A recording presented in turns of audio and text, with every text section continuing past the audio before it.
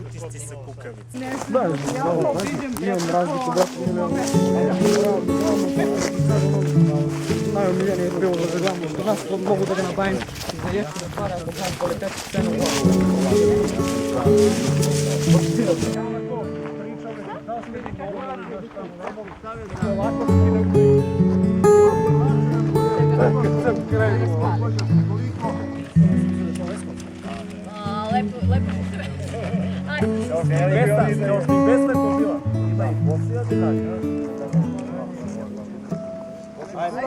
Ajde.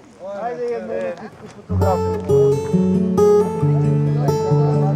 Evo što fotografiju. Bez fotografiju se vedemo će učati. Ono svatko 150 dinara.